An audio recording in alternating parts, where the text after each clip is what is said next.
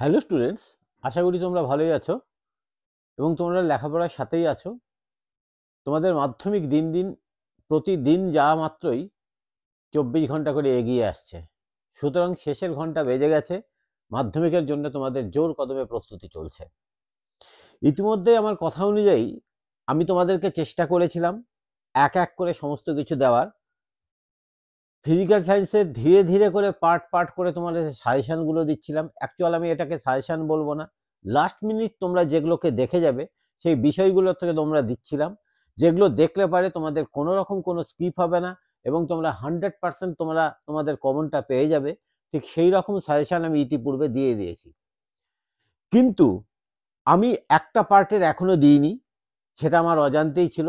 যাই হোক, আমি আজকে সেই গোটা পার্টটা নিয়ে তোমাদের সামনে আসছি। সেটা ভীষণ গুরুত্বপূর্ণ পার্ট এবং অনেকের কাছে খুব আতঙ্কেরও পার্ট বটে। সেটা হচ্ছে ফিজিক্যাল সায়েন্সের কেমিস্ট্রি পর্যায়। কেমিস্ট্রিটা দেওয়ার আগে তোমাদেরকে বেশ কিছু কথা বলি। আমি যেভাবে সাজেশন দিচ্ছি সেই সাজেশনটা তোমরা যদি ফলো করে যাও, এটা আমার একদম গ্যারান্টি বলতে পারো, তোমাদের একটা কোশ্চিনও মিস যাবে না। অর্থাৎ পুরোপুরি তোমরা লিখে আসতে পারবে, 100-তে 100, 90-এ 90 উত্তর তোমরা করে আসতে পারবে। তাই এই সাজেশনটাকে স্কিপ না করে, কারণ আমি প্রত্যেকটা কোশ্চিন আমি লিখে দিচ্ছি না, মুখে বলছি, তাই স্কিপ না করে আগাগোড়া তোমরা যদি শোনো এবং সেগুলো যদি তোমরা প্রিপেয়ার করে ফেলো, কোথাও যদি তোমাদের ঘাটতি থাকে সেগুলোকেও তোমরা যদি ঠিকভাবে প্রিপেয়ার করে ফেলতে পারো, তাহলে পারে আমি বিশ্বাস রাখি তোমাদের ফিজিক্যাল সায়েন্সের এই পর্যায়ে কোনো রকম কোনো অসুবিধা হবে না। যাই হোক, যদি তোমাদের এটা ভালো লাগে তোমরা তোমাদের বন্ধুদের সাথেও শেয়ার করে রাখতে পারো এবং তোমরা আর যেখানে যেখানে আছে তাদের সাথে শেয়ার করে রাখতে পারো এবং তোমরা তোমাদের কমেন্টসে জানাতে পারো যে তোমাদের কি ভুল হচ্ছে, কি অসুবিধা হচ্ছে, এই সাজেশনটা তোমরা বুঝতে পারছো কি পারছো না। প্রথমত আমি এটা সাজেশন বলছি না, আমি বলছি সাজেস্টিভ কিছু কোশ্চিন, কি পড়বো কি পড়বো না।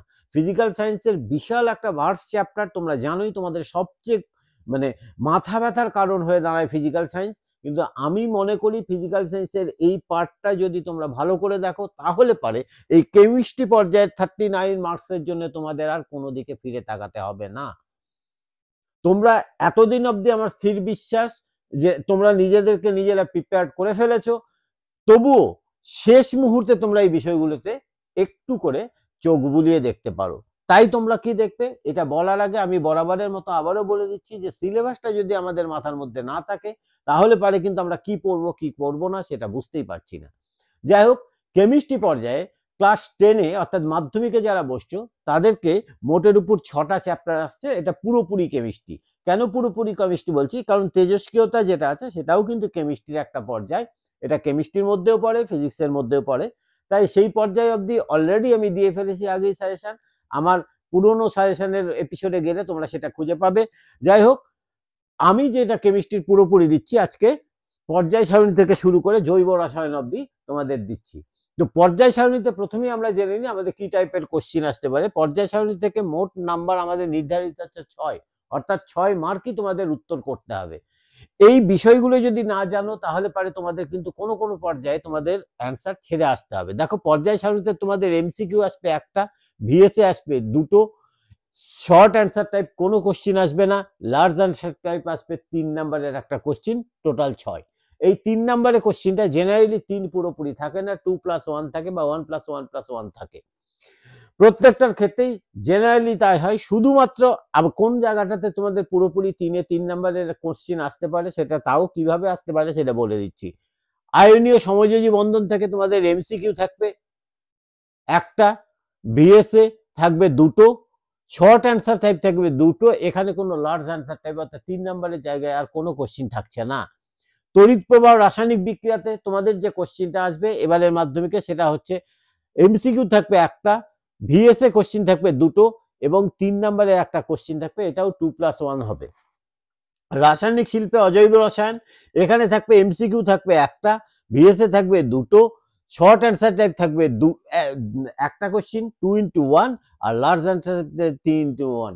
এখানে 3x1 পুরোপুরি থাকার চান্স আছে, কারণ এই চান্স থাকলেও এইখানটায় কোনো একটা অজৈব রসায়ন, ধরে নাও হাইড্রোজেন সালফাইড প্রস্তুতি কিংবা নাইট্রোজেন প্রস্তুতি, কোনো একটা প্রস্তুতি আমি পরে বলে দিচ্ছি তোমাদের কোনটার উপর তোমরা বেশি গুরুত্ব দিবে, সেইটা প্রস্তুতিটা থাকতে পারবে, প্রস্তুতির সাথে প্রয়োজনীয় রাসায়নিক দ্রব্যসমূহ কিভাবে গ্যাসটা সংগ্রহ করা হবে সেইটা এই কোশ্চিন দিয়ে এখানে 3 নাম্বার করতে পারে, চান্স আছে, না হলে এখানেও 2+1 হবে। তারপরে থাকছে তোমাদের ধাতুবিদ্যা। এই ধাতুবিদ্যাতে এমসিকিউ থাকবে একটা, ভিএসএ থাকবে দুটো এবং শর্ট অ্যান্সার টাইপ থাকবে একটা। এই মোট এখানে অনলি 5 মার্কস আছে। আর একটা আছে কি জৈব রসায়ন, যেটা খুব গুরুত্বপূর্ণ জিনিস। এখানে তোমাদের এমসিকিউ থাকবে একটা, ভিএসএ থাকবে দুটো, শর্ট অ্যান্সার টাইপ থাকবে একটা, আর লার্জ অ্যান্সার টাইপ 3 নাম্বার থাকবে একটা, মোট 8। এই টোটাল যে তোমাদের কেমিস্ট্রি পর্যায়ে তোমাদের মধ্যে যেটা আছে সেটা হচ্ছে এই 30 মার্কস নাম্বারে তোমাদের অ্যান্সার করতে হবে। এই 30 মার্কস নাম্বারের অ্যান্সার করতে গেলে তোমাদের জাস্ট এই টেকনিকেই কিন্তু অ্যান্সার গুলো করতে হবে। তুমি যদি ভাবো যে এই কোশ্চেনটাকে আমি স্কিপ করে যাব, তাহলে তুমি কিন্তু এখানে 4 নাম্বার তোমাকে স্কিপ করতে হবে। ঠিক ওই টেকনিকেই কোশ্চেন গুলো তোমাদের আসবে। যাই হোক, এইবার আমি বলছি কোন কোন অংশগুলোকে তোমরা গুরুত্ব দেবে, তারপরে কি কি টাইপের কোশ্চেন আসবে সেই চ্যাপ্টার ওয়াইজ আমি বলে দেবো তোমাদের। পর্যায় সারণীতে তোমরা মূলত কি কি দিবে, তোমরা আধুনিক পর্যায় সারণী থেকে বেশি গুরুত্ব দিবে। পর্যায় কাকে বলে, শ্রেণী কাকে বলে, সেখান থেকে যোজ্যতা কিভাবে বের করা যায়, পর্যায় শ্রেণী থেকে যোজ্যতাটা নির্ণয় করবে। দীর্ঘ পর্যায় সারণীটাই তোমরা দেখবে। হাইড্রোজেনের অবস্থান, হাইড্রোজেনের অবস্থান 1 নম্বর শ্রেণীতে হবে না 17 নম্বর শ্রেণীতে হবে, সেইটার পক্ষে বিপক্ষে যুক্তিগুলো করবে।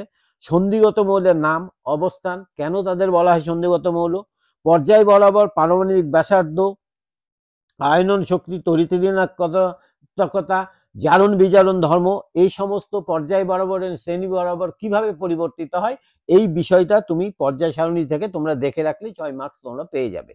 এবার কি টাইপের কোশ্চিন পর্যায় সারণী থেকে তোমাদের আসতে পারে, কি টাইপের কোশ্চিন তোমরা করবে সেটা বলছি। মৌলের আয়নন শক্তি বলতে কি বোঝো, মৌলের তড়িৎ-ঋণাত্মকতা বলতে কি বোঝো, মৌল সমূহের পর্যাবৃত্ত ধর্ম বলতে কি বোঝায়, উদাহরণ সহ লেখো। একটি ধর্মের উল্লেখ করো যেটি পর্যাবৃত্ত নয়, প্রচন্ড ইম্পর্টেন্ট কোশ্চিন।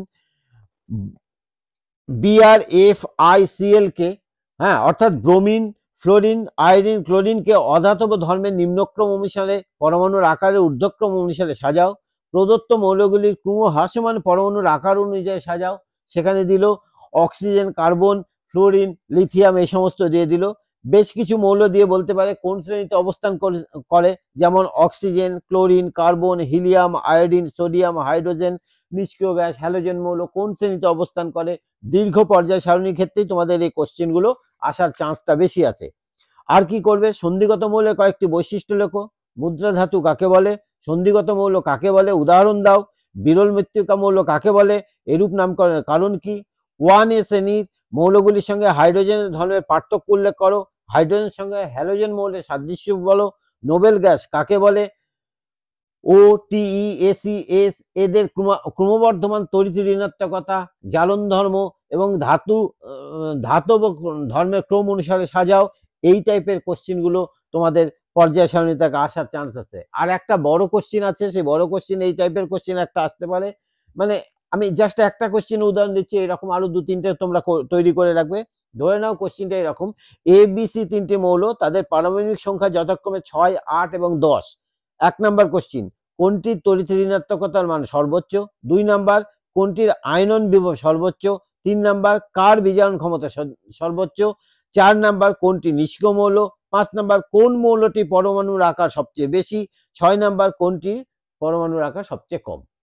জাস্ট এই টাইপের কোশ্চিন তোমাদের আসতে পারে পর্যায় সারণী থেকে। নেক্সট আমাদের দ্বিতীয় চ্যাপ্টার হচ্ছে আয়নীয় ও সমযোজী বন্ধন। এখান থেকে যেগুলো করব সেটা হচ্ছে তড়িৎযোজ্যতা, সমযোজ্যতা কাকে বলে, তড়িৎযোজী সমযোজী যৌগ বৈশিষ্ট্যগুলো করব, কাকে বলে, HF, HCl, H2O, CH4, F2, H2, NH3, C2H2, CHCl3, NaCl ইত্যাদিগুলির গঠন তোমাদেরকে করে রাখতে হবে। লুইস ডট গঠনগুলো এখান থেকে দেখে রাখতে হবে। মূলত এখান থেকে এই টাইপের কোশ্চিনগুলোই আসার চান্স আছে। এবার যে টাইপের কোশ্চিন এখান থেকে আসার চান্স আছে সেইটা আমি এবার কোশ্চিনগুলো বলছি, ডাইরেক্ট কোশ্চিন। একটি তরল, একটি কঠিন সমযোজী যৌগের উদাহরণ দাও। এই মৌলগুলির মধ্যে কোনটি তড়িৎযোজী, কোনটি সমযোজী বলো। সেখানে এরকম আসতে পারে ম্যাগনেসিয়াম অক্সাইড, হাইড্রোজেন ক্লোরাইড, জল, পটাশিয়াম ক্লোরাইড, ক্লোরিন অণু, নাইট্রোজেন অণু, সোডিয়াম ক্লোরাইড, অক্সিজেন অণু, মিথেন অণু, পটাশিয়াম ব্রোমাইড, ক্লোরোফর্ম ইত্যাদি। নাইট্রোজেনের লুইস ডট চিত্র অঙ্কন করো, অ্যামোনিয়া লুইস ডট চিত্র অঙ্কন করো, C2H4 লুইস ডট চিত্র অঙ্কন করো। প্রত্যেক জীবনে ব্যবহৃত হয় এরূপ একটি সমযোজী একটি তড়িৎযোজী যৌগের নাম ও সংকেত লিখো।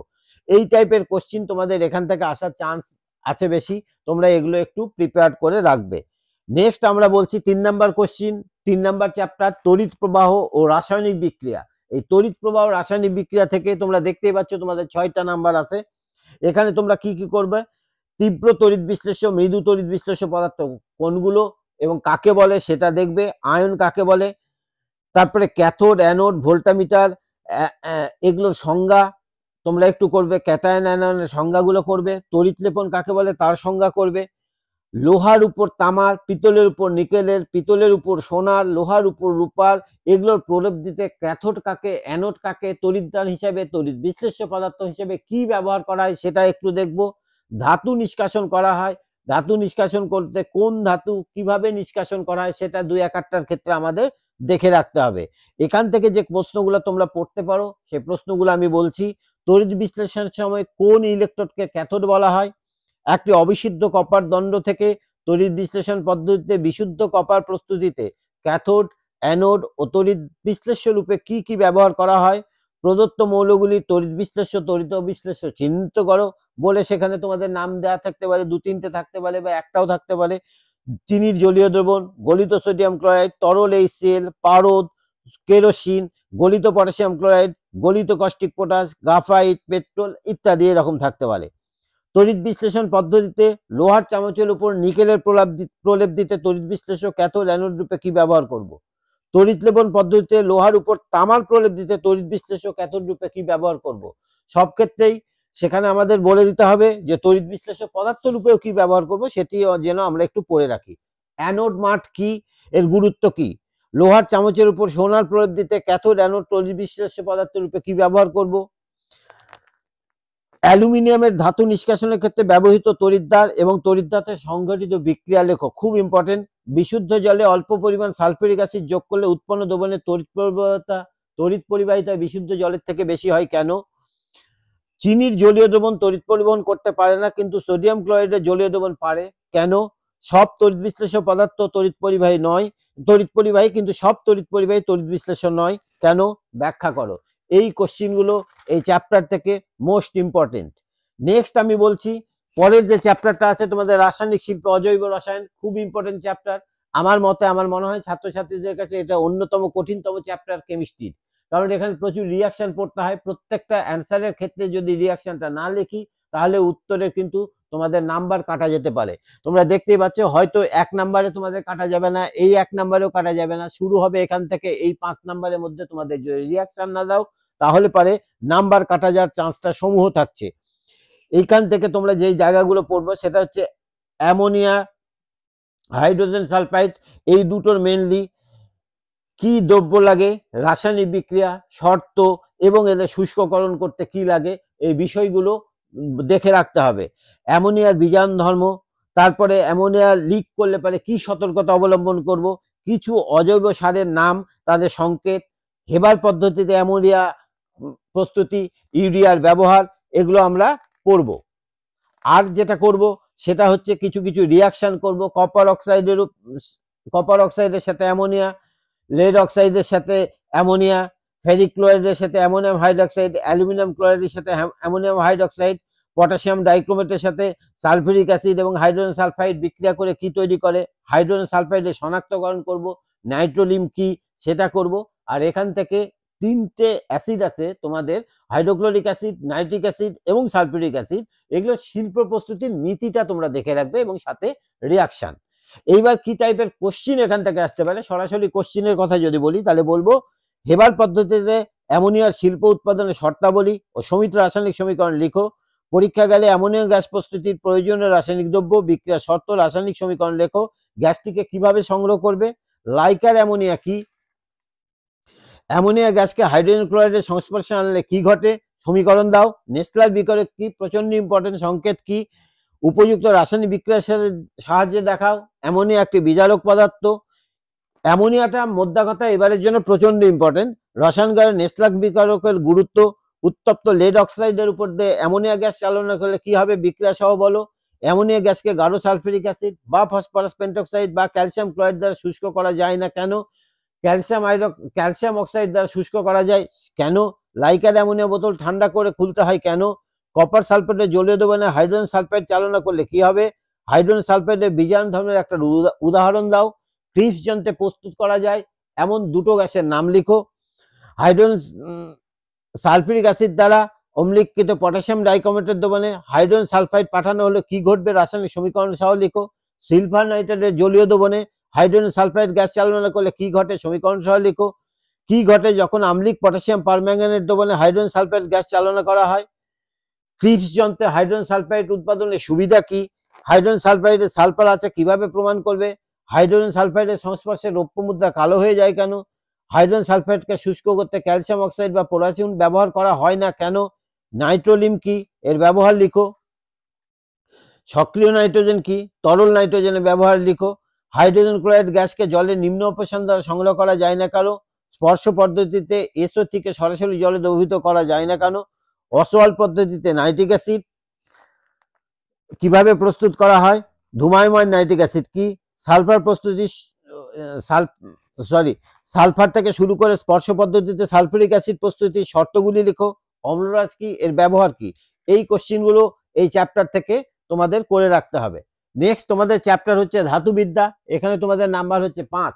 এখান থেকে মূলত যে জিনিসগুলো পড়বে খুব হালকাভাবে পড়ে রাখবে, খুব ডিপে যাওয়ার অত দরকার নেই। কোথায় ডিপে যাবে বলে দিচ্ছি।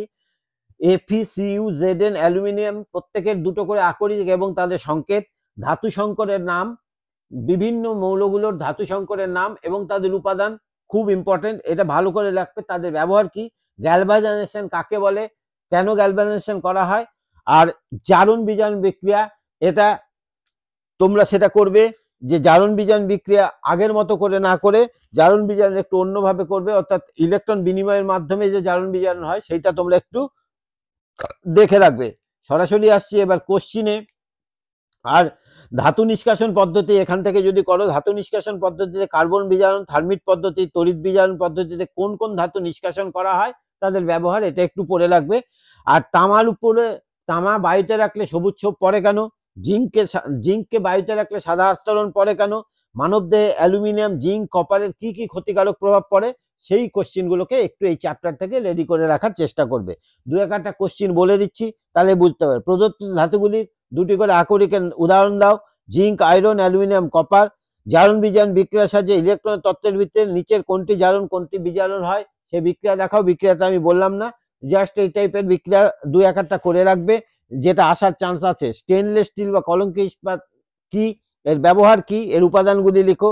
জারণ বিজারণের ইলেকট্রনীয় তত্ত্বের সংজ্ঞা দাও। লোহার জিনিসের উপর দস্তের প্রলেপ দেওয়ার উদ্দেশ্য কি? থার্মিট পদ্ধতির নীতি লেখো। থার্মিট মিশ্রণ কি? গ্যালভানাইজেশন কাকে বলে? জার্মান সিলভারের ব্যবহার লেখো। অ্যামালগাম কাকে বলে? বক্সাইট থেকে অ্যালুমিনিয়াম ধাতু নিষ্কাশনের বিক্রিয়াগুলি লিখো। নিষ্ক্রিয় লোহা কি? সব আকরিকের খনিজ কিন্তু সব খনিজ আকরিক নয়। অ্যালুমিনিয়াম পাত্রে আচার, চাটনি ইত্যাদি রাখা উচিত নয় কেন? খাবারের পাত্রে দস্তার প্রলেপ না টিনের প্রলেপ, কোনটি দ্বারা যুক্তিযুক্ত? এইটা করবে। লাস্ট চ্যাপ্টার তোমাদের চলে আসছে জৈব রসায়ন। এখান থেকে তোমরা দেখতে পাচ্ছ তোমাদের 8টা নাম্বার এর মধ্যে আছে। সুতরাং এই 8 নাম্বারটা জন্য তোমরা কি কি করবে সেটা আমি বলছি। ক্যাটিনেশন কাকে বলে? অসম্পৃক্ত হাইড্রোকার্বন কাকে বলে? অ্যালকিন, অ্যালকাইন, এদের প্রত্যেকটা ডেফিনেশন করবে। কার্যকরী মূলক, প্রত্যেকের কার্যকরী মূলক যা আছে যে কোনটার কি কার্যকরী মূলক সেগুলো করবে। সমবায়বতা কাকে বলে? অবস্থান ঘটিত সমবায়তা, কার্যকরী মূলক ঘটিত সমবায়বতা করবে। আইইউপিএসি নাম করার চেষ্টা করবে। মিথেল, ইথিলিন, অ্যাসিটিলিন এদের উৎস এবং ব্যবহার করবে। সিএনজি, এলপিজি এদের উৎস, উপাদান, ব্যবহার। ইথিলিনের পলিমারাইজেশন কি? ইথিলিন ব্রোমিন রিয়াকশনটা পড়বে। এইটুকুন তোমরা মোটামুটি পড়ার চেষ্টা করবে। আর যদি সরাসরি কোশ্চিনে আসি তাহলে কোশ্চিনটা আমি একটু বলে দিচ্ছি তোমাদের, একটু দেখে নিতে পারো। 2-4টা কোশ্চিন আমি বলছি কিভাবে পরিবর্তিত করবে। ইথিলিন থেকে